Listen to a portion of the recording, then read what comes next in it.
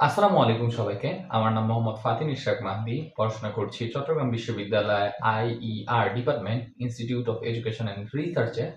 আজকে আমরা শিখব টেন্স এর সব স্ট্রাকচার গুলো এবং কিভাবে শর্ট টেকনিকে খুব সহজভাবে টেন্স আমরা শিখতে পারি তা। তো কথা না বাড়িয়ে ক্লাসটি শুরু করা যাক। ক্লাসটি শুরু করার আগেই সবাইকে আমার ক্লাসে জয়েন করার জন্য ধন্যবাদ জানাচ্ছি এবং আজকে ক্লাসটি অনেক সুন্দর হবে এই আশা জ্ঞাপন করছি। ধন্যবাদ সবাইকে। ক্লাসটি শুরু করা যাক। সো আমরা টেন্স আমরা অর্থ জানি, যার অর্থ সময় বা কাল। আমরা আজকে এর 12টি স্ট্রাকচার সম্বন্ধে আলোচনা করব। খুব শর্ট আকারে আমরা এটি কিভাবে মনে রাখতে পারি। তো প্রথমত আমরা যেভাবে শিখব সেভাবে হচ্ছে আমরা 4 ধাপে টেন্স শিখব। একটি হচ্ছে ইনডিফিনিট, সেটা তো আমরা জানি। আর এটা হচ্ছে কন্টিনিউয়াস, পারফেক্ট এবং পারফেক্ট কন্টিনিউয়াস। এভাবে আমরা তিনটি করে 4টিতে ভাগ করে নিয়েছি মোট 12টি টেন্সকে। তো একটা জিনিস আমাদের মনে রাখতে হবে, সেটা হচ্ছে সার্বজনীন স্ট্রাকচার, সাবজেক্ট ভার্ব অবজেক্ট। এটি আমাদের কাজে দিবে শর্ট টেকনিক মনে করার জন্য। আমরা সব সময় মনে রাখবো সাবজেক্ট ভার্ব অবজেক্ট। আমরা কোনো সময় এই স্ট্রাকচারটি ব্যবহার না করে শুধু V1 ব্যবহার করব বা V2 ব্যবহার করব বা V3 ব্যবহার করব, তখন আপনাদের এই স্ট্রাকচারটিকে নিয়ে আসতে হবে। যেমন subject plus V1 plus object, subject plus V2 plus object, subject plus V3 plus object. আরেকটা বেসিক জিনিস হচ্ছে V1 কে বলা হয় ভার্বের প্রেজেন্ট ফর্ম, V2 কে বলা হয় ভার্বের পাস্ট ফর্ম এবং V3 কে বলা হয় ভার্বের past participle form. For example, আমরা যদি V1 কে ধরি তাহলে হচ্ছে আমাদের ইট, তারপর V2 হচ্ছে আমাদের অ্যাট এবং V3 হচ্ছে আমাদের ইটেন। ইট, অ্যাট, ইটেন হচ্ছে আমাদের V1, V2 এন্ড V3। তো এখন আমরা কথা না বাড়িয়ে চলে যাব হচ্ছে আমরা ইনডিফিনিট। কন্টিনিউয়াসটা চলে এসেছে, আমরা চলে যাব ইনডিফিনিটে। সো ইনডিফিনিট মনে রাখার আগেই আমরা শর্ট টেকনিক গুলো শিখব। সেটা হচ্ছে present indefinite tense. Present indefinite tense, present indefinite, present indefinite. Present indefinite আমরা যে টেকনিকটা দিয়ে মনে রাখবো সেটা হচ্ছে মাত্র V1। আমরা জাস্ট একটু মনে রাখবো প্রেজেন্ট ইনডিফিনিট টেন্স মানে আমাদের V1 এবং পাস্ট ইনডিফিনিট মানে আমরা মনে রাখবো পাস্ট ইনডিফিনিট মানে আমরা মনে রাখবো V2 এবং ফিউচার ইনডিফিনিট মানে আমরা মনে রাখবো ফিউচার ইনডিফিনিট। আগে লিখে নেই। ফিউচার ইনডিফিনিট মানে আমরা মনে রাখবো শ্যাল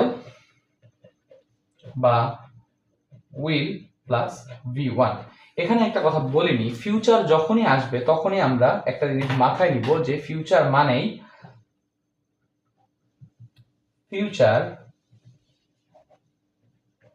মানেই শ্যাল অথবা উইল আমাদের থাকবেই।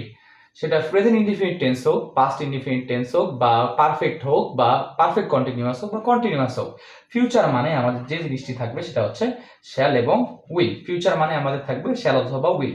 এখন ইনডিফিনিট টেন্সের আমরা প্রেজেন্ট ইনডিফিনিট টেন্স মানে লিখেছি V1, পাস্ট ইনডিফিনিট টেন্স মানে আমরা লিখেছি V2 এবং ফিউচার ইনডিফিনিট টেন্স মানে লিখেছি আমরা শ্যাল, উইল প্লাস V1। এখন আমরা আপনাদেরকে যখন বলেছিলাম যে একটা সার্বজনীন স্ট্রাকচার মনে রাখতে, সেটা হচ্ছে subject plus verb plus object. সার্বজনীন স্ট্রাকচার যেটা subject plus verb plus object, আমরা এটির মাধ্যমে এখানে মনে রাখবো subject plus V1 plus object.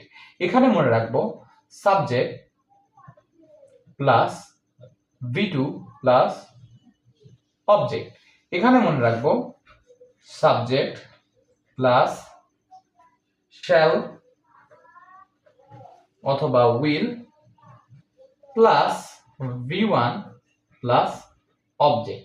এখানে আমরা V1 কে শর্ট টেকনিক হিসেবে প্রেজেন্ট ইনডিফিনিটের ব্যবহার করেছি, V2 কে পাস্ট ইনডিফিনিট শর্ট টেকনিক হিসেবে ব্যবহার করেছি এবং ফিউচার ইনডিফিনিটের শর্ট টেকনিক হিসেবে আমরা শ্যাল, উইল প্লাস V1 আমরা V1 কে শর্ট টেকনিক হিসেবে ব্যবহার করেছি। যেহেতু ফিউচার মানেই শ্যাল, উইল, এখানে ফিউচারের জন্য শ্যাল, উইল বসেছে, ফিউচারের জন্য ইনডিফিনিটের জন্য এখানে ফিউচারে V1 বসেছে।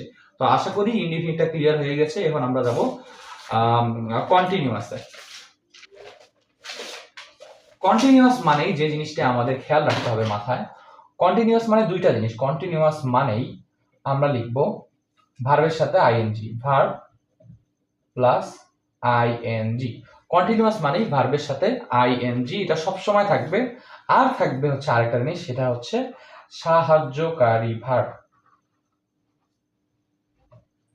সাহায্যকারী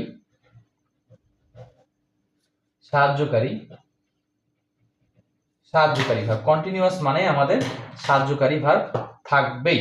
সাহায্যকারী ভার্বকে আমরা অক্সিলারি ভার্বও বলতে পারি। সাহায্যকারী ভার্বকে আমরা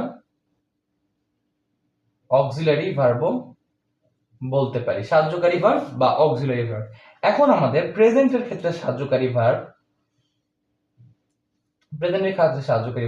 am, is, আর পাস্টের ক্ষেত্রে সাহায্যকারী ভার্ব শুধু হচ্ছে was, were। ফিউচারের ক্ষেত্রে সাহায্যকারী ভার্ব আমরা তো জানি ফিউচার মানেই একটা জিনিস, সেটা হচ্ছে শ্যাল অথবা উইল। তাহলে শ্যাল অথবা উইল এখানে প্লাস বি। ফিউচারের ক্ষেত্রে আমাদের বি ব্যবহার হবে সাহায্যকারী ভার্ব হিসেবে। ওকে, সো আমরা কন্টিনিউয়াস মানে দুটো জিনিস জানলাম, সেটা হচ্ছে ভার্বের সাথে আইএনজি এবং অক্সিলারি ভার্ব। কন্টিনিউয়াস মানে আমরা মনে রাখবো ভার্বের সাথে আইএনজি এবং অক্সিলারি ভার্ব। প্রেজেন্টের ক্ষেত্রে auxiliary verb am, is, are। পাস্টের ক্ষেত্রে অক্সিলারি ভার্ব was, were। ফিউচারের ক্ষেত্রে অক্সিলারি ভার্ব shall অথবা will প্লাস বি। এখন আমরা মূল টেন্সের স্ট্রাকচারে যাব, সেটা হচ্ছে প্রেজেন্ট কন্টিনিউয়াস টেন্সে যাব। প্রেজেন্ট, কলম ডিস্টার্ব করছে, কলমটা চেঞ্জ করে নিই।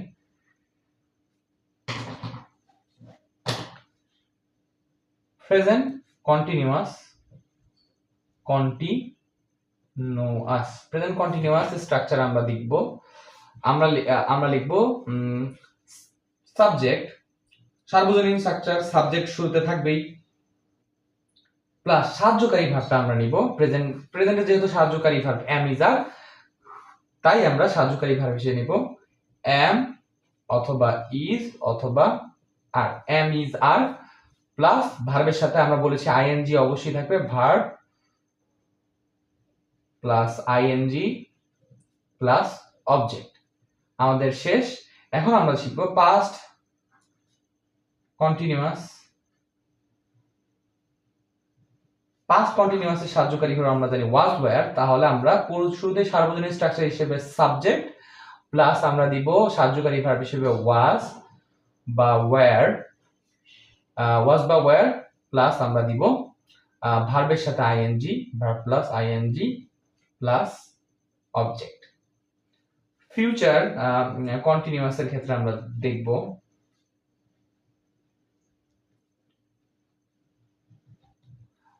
সার্বজনীন হিসেবে সাবজেক্ট প্লাস সাহায্যকারী ভার্ব ফিউচারের আমরা জানি ফিউচার মানে শ্যাল অথবা will plus be plus main verb হিসেবে আমরা ভার্ব প্লাস আইএনজি নিব প্লাস আমাদের অবজেক্ট। এটাই হলো আমাদের কন্টিনিউয়াসের মূল স্ট্রাকচার গুলো। সো কন্টিনিউয়াসের আমরা আরেকবার রিভিশন দেই, সেটা হচ্ছে কন্টিনিউয়াস মানেই দুইটা জিনিস, সেটা হচ্ছে কন্টিনিউয়াস মানেই ভার্বের সাথে আইএনজি এবং কন্টিনিউয়াস মানেই হচ্ছে সাহায্যকারী ভার্ব বা আমরা অক্সিলারি ভার্ব হিসেবেও বলতে পারি। প্রেজেন্টের ক্ষেত্রে সাহায্যকারী ভার্ব আমাদের am, is, are। পাস্টের ক্ষেত্রে সাহায্যকারী ভার্ব was, were। ফিউচারের ক্ষেত্রে সাহায্যকারী ভার্ব ফিউচার মানেই আমরা আগে শিখেছি shall, will। সাহায্যকারী ভার্ব হিসেবে আমাদের বসেছে বি। ফিউচারের ক্ষেত্রে সাহায্যকারী ভার্ব আমাদের বসেছে বি। এখন মূল স্ট্রাকচার কি? প্রেজেন্ট কন্টিনিউয়াসের মূল স্ট্রাকচার হচ্ছে সাবজেক্ট, যেটা আমরা সবসময় বুঝি যে সাবজেক্ট সবসময় আগে বসে সাবজেক্ট প্লাস প্রেজেন্টের ক্ষেত্রে সাহায্যকারী verb am, is, are plus ভার্বের সাথে আইএনজি প্লাস অবজেক্ট। পাস্ট কন্টিনিউয়াসের ক্ষেত্রে পাস্ট কন্টিনিউয়াসের সাহায্যকারী ভার্ব হচ্ছে was, were। সাবজেক্ট তো শুরুতে থাকেই, সাহায্যকারী ভার্ব was, were, ভার্বের সাথে আইএনজি প্লাস অবজেক্ট। ফিউচার মানে আমরা জিনিস জানি সেটা হচ্ছে shall অথবা will। সাহায্যকারী ভার্ব shall অথবা will এখানেও আমরা দেখতে পারতেছি। তো subject plus shall, will plus be সাহায্যকারী ভার্ব হিসেবে বসেছে প্লাস ভার্বের সাথে আইএনজি প্লাস অবজেক্ট। কন্টিনিউয়াস এর সাথে শেষ হয়ে গেল। এখন আমরা শিখব পারফেক্ট। পারফেক্ট মানেও কন্টিনিউয়াসের মতো দুইটা জিনিস। আমরা পারফেক্ট মানেই যেটা জানবো, পারফেক্ট মানেই, তাহলে পারফেক্ট মানেই আমাদের V3 এবং পারফেক্ট মানেই আমাদের হচ্ছে সাহায্যকারী ভার্ব। কন্টিনিউয়াসের মতো এখানেও আমাদের সাহায্যকারী ভার্ব হিসেবে বিভিন্ন ভার্ব আমাদের কাজ করবে। সাহায্যকারী ভার্ব যাকে আমরা অক্সিলারি ভার্ব হিসেবেও জানি। অক্সিলারি ভার্ব হিসেবেও জানি। এখানেও প্রেজেন্টের ক্ষেত্রে আলাদা সাহায্যকারী ভার্ব। সো প্রেজেন্টের ক্ষেত্রে আমরা দেখব এখানে সাহায্যকারী ভার্ব হিসেবে কাজ করবে হ্যাভ বা হ্যাজ। পাস্টের ক্ষেত্রে আমাদের এখানে সাহায্যকারী ভার্ব হিসেবে একটি কাজ করবে পারফেক্টে, সেটা হচ্ছে হ্যাড। তাহলে পারফেক্টের সাহায্যকারী ভার্ব পাস্টে হচ্ছে হ্যাড। এবং ফিউচার মানেই তো আমরা একটা জিনিস বলেছি সার্বজনীন ভাবে, ফিউচার মানে আমাদের শ্যাল উইল থাকবে। তাহলে সেটা আমরা লাগিয়ে নিই, শ্যাল অথবা will, plus have. So shall have বা উইল হ্যাভ এখানে সাহায্যকারী ভার্ব হিসেবে কাজ করবে। তো এখন আমরা মূল টেন্সে চলে যাব। প্রেজেন্ট পারফেক্ট টেন্সটা আমাদের সবচেয়ে সোজা টেন্সগুলোর মধ্যে একটি ধরা হয়, যার স্ট্রাকচার খুবই সোজা। তো প্রেজেন্ট পারফেক্ট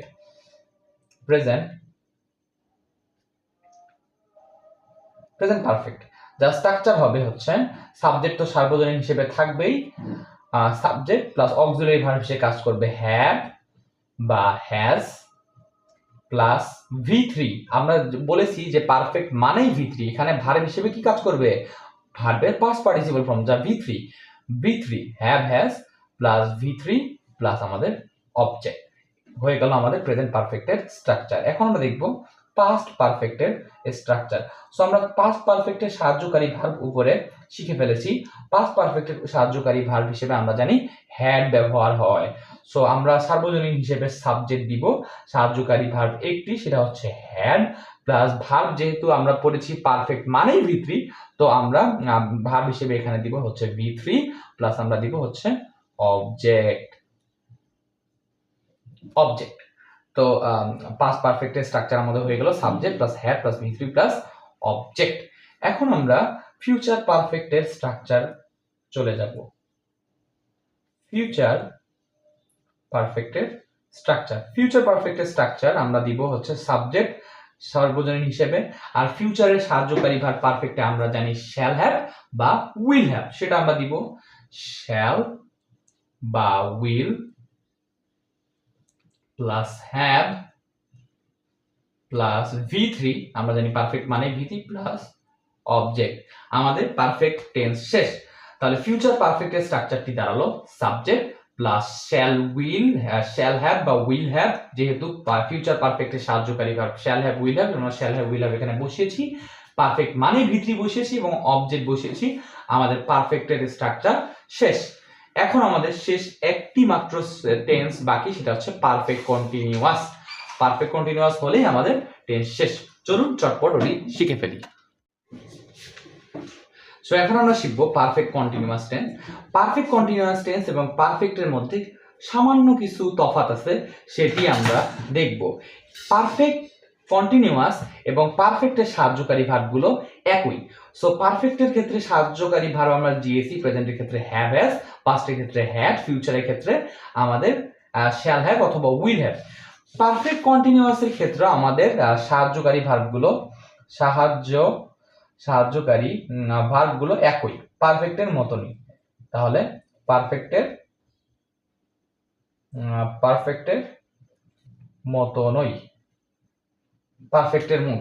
আমরা পারফেক্টের মতন যেহেতু আমরা এখানে লিখেছি, আমরা এখানে আর লিখলাম না, আমরা সরাসরি স্ট্রাকচারে চলে যাব। যেহেতু এখানে কন্টিনিউয়াস শব্দটা আছে, তাহলে আমরা চোখ বন্ধ করেই এখানে মনে রাখবো যে কন্টিনিউয়াস মানে আমরা পড়েছি ভার্বের সাথে আইএনজি, ভার্ব প্লাস হচ্ছে আইএনজি, ভার্ব প্লাস আমরা আইএনজি পড়েছি।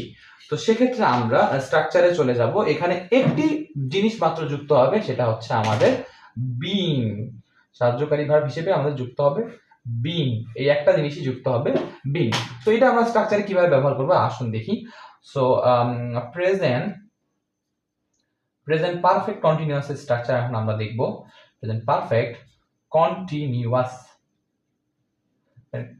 স্ট্রাকচার হিসেবে আমরা সাবজেক্টকে সার্বজনীন হিসেবে বসাবো, সাবজেক্ট প্লাস সাহায্যকারী ভার্ব। আমরা জানি প্রেজেন্টের ক্ষেত্রে সাহায্যকারী ভার্ব আমরা পারফেক্টে শিখেছি হচ্ছে হ্যাভ হ্যাজ, তো আমরা সেটি দিব যে হ্যাভ হ্যাজ প্লাস আমরা এখানে ব্যবহার করব এই বিনকে, প্লাস বিন প্লাস ভার্বের সাথে আইএনজি প্লাস হচ্ছে আমাদের অবজেক্ট। শেষ হয়ে গেল আমাদের প্রেজেন্ট পারফেক্ট কন্টিনিউয়াসের স্ট্রাকচার। আমরা এখন শিখব পাস্ট পারফেক্ট কন্টিনিউয়াসের structure. Past perfect continuous past perfect কন্টিনিউয়াসের স্ট্রাকচার। তাহলে আমরা দিব সাবজেক্ট সার্বজনীন হিসেবে, প্লাস আমরা জানি পারফেক্টের সাহায্যকারী ভার্ব ছিল হচ্ছে হ্যাড, এখানে বসবে একটি হ্যাড, প্লাস আরেকটা জিনিস এখানেও আমরা বিন বসাবো, বিন প্লাস ভার্বের সাথে আইএনজি, যেহেতু কন্টিনিউয়াস সেহেতু সবগুলোর সাথে আইএনজি বসবে, প্লাস হচ্ছে আমাদের অবজেক্ট। তারপর আমরা লাস্ট একটি টেন্স হলে আমাদের 12টি টেন্স কমপ্লিট হয়ে যাবে, সেটা হচ্ছে ফিউচার পারফেক্ট কন্টিনিউয়াস